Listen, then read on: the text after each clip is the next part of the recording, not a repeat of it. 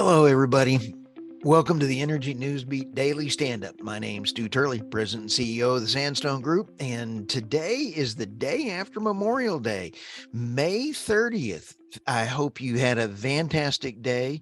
Hope you had some great hot dogs, enjoyed some time with the family, but also reflected on how we got to the United States with 240 years plus. And really, there's a lot of sacrifices that were made. We'd like to thank for all of our military folks. I know that it's impacted my family. And again, I hope you had time to reflect on how the United States has been a very good experiment, the best one in the history. Let's see if we can keep getting it to be the best in the world. So, with that, we've got a wild show lined up here. Boy, the news didn't stop, even though it was a holiday weekend. And we're going to cover as utilities switch from coal to natural gas, Biden administration does not understand physics, permitting reform, or even planning. It's kind of an interesting one. Here's another one. This was a great article from Russia with gold. UAE cashes in as sanctions bite, accelerated by the self-inflicted demise of the US dollar. This one is a really powerful one. It's got video, and it's just a heck of a note, heck of an article. The Chevron PDC deal is not, it's about addition. It's not about substitution. Thought this was a really good article as well, too. And natural gas, much more than a transitional energy for right now. It's a pretty cool article. And then let's get ready to rumble. Let's take our first one. As utilities switch from coal to natural gas, the Biden administration does not understand physics, permitting reform, or planning. I want to give you a shout out to the Cowboy State Daily as one of the nation's best news sources. Follow them. They're up in Wyoming. Fantastic folks. The article that they talk about says they released the 681 rule aimed at forcing coal and natural gas plants to run nearly emissions free in the next decade.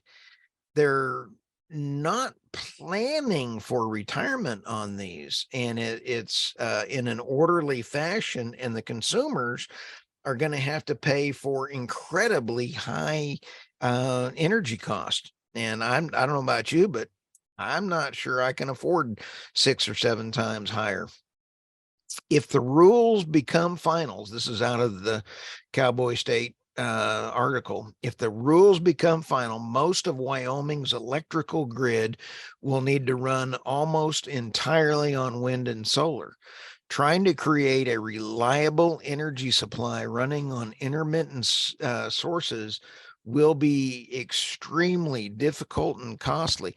So if you can imagine a cowboy state, up in Wyoming trying to survive on wind and solar in the winter, they're not going to do it. So they're going to have the natural gas plants. Natural gas plants would have to blend natural gas with 30% hydrogen by 2032 and almost be entirely hydrogen filled by 2038.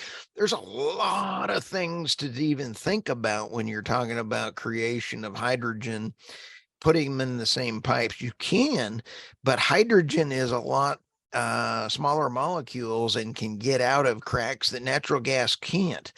So there may or may not be possible to use the infrastructure. I always was a big proponent of it, but there are some technical reasons why. And then when you sit back and take a look, also the permitting. We will continue to advocate for the tax incentives and sitting and permitting reform necessary to advance and accelerate the clean energy transition. Even wind and solar projects are being slow walked through because of regulations. So you can retire the coal units when it's cost effective to. But when is that going to be? That leaves it totally wide open. So we want to hear from you. Put your comments, let us know, and we will get right back to you.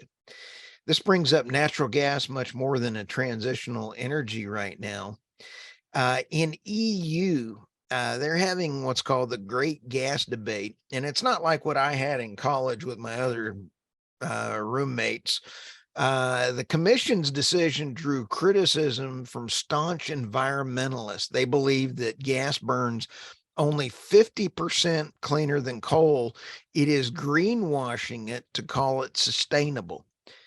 Well, there are some things here that are called sustainable.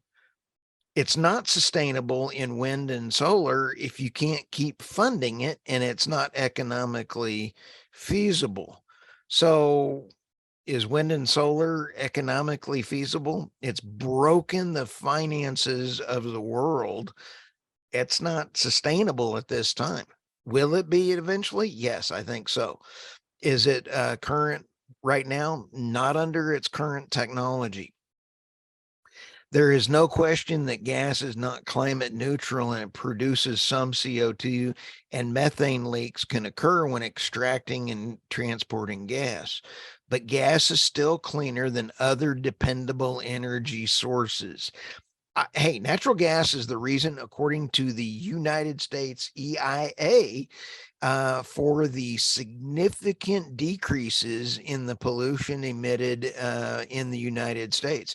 We're the number one country in the world cutting our emissions, and it was due to natural gas. It wasn't due to wind and solar. It was due to natural gas and replacing the coal-fired plants.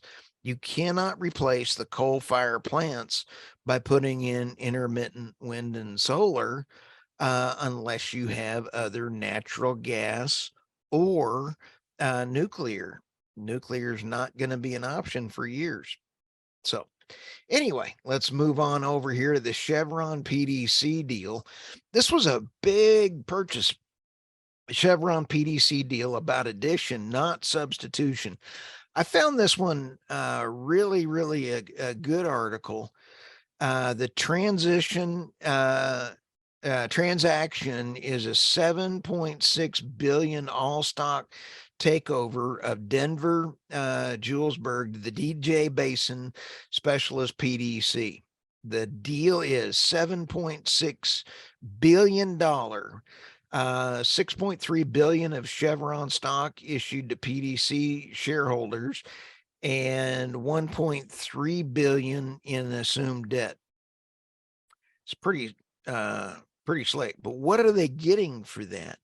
Expected synergies: $1 million in annual operational expenditures, $400 million in annual capital expenditures, and accredited per share earnings, cash flow, free cash flow, and returns on capital employed. The agreed deal will literally double Chevron's exposure to the Colorado shale play, making it a top 5 asset in the major global portfolio. The only thing I can see about this is at Sandstone, we've had a lot of work with the Colorado oil and gas permitting environment. We've been able to help PDC in some permitting, and I don't know that I would want to do business in Colorado. I think it's fantastic. I think you're going to see some more mergers and you're going to see some more things going on. Hats off to Chevron, but good luck. From Russia with gold. The UAE cashes in as sanctions bite, accelerated by the self-inflicted demise of the US dollar. This was a fabulous article. We've been tracking the demise of the US dollar for a long time through BRICS, by the petrodollar, by the how do I say this without getting thrown off the all right, the poor geopolitical decisions that the current administration has made. Peter St. Onge, PhD. I just found his video on Twitter phenomenal. I embedded the Twitter feed on this article. Let me read you some of his quotes. Top currency analyst warned last week that de-dollarization is happening faster than people realize. Indeed, the dollar's already suffered a, quote, stunning collapse. Meanwhile, separate data from central banks around the world confirm that after decades of complacency, the landscape is shifting. Overnight, the US dollar went from the world's rock solid core store of value to a political football held hostage to whichever lobbyist or activist caught Joe Biden's eye this week. Where did all these dollars go to? That flight went to the next best thing, the euro, and to gold. Together, the yen from Japan, not the won, in price adjusted to reserve soared 5 points over the year. They gobbled up 2/3 of what the dollar lost. Unbelievable. If the US dollar continues on this path, we will see, this is the part that got me, we will see soaring inflation, a catastrophic fall in the American standard of living, and a US that falls off the world stage, not by choice, but by necessity. All of this is 100% of our own making. All right, we'll be watching you. I mean, I just have to hand it to him, Peter St. Onge, PhD. Really a good article. And then there was the other article from Russia with Gold. UAE cashes in as sanctions bite. Sanctions have destroyed the United States politically and globally by being improperly used as a weapon. There are ways of getting them implemented that would have worked. The ways that they were implemented and thrown around have actually backfired and hurt the energy to the consumers even more. So with that, I'd like to really thank you, all of our wonderful listeners. Thank you for being out there. Subscribe, like, share, tell your friends. Don't forget to vote early, vote often. I'm kidding on that, vote often. But anyway, look forward to hearing any feedback you got. We're going to have a fabulous week. Talk to you all soon. Thanks.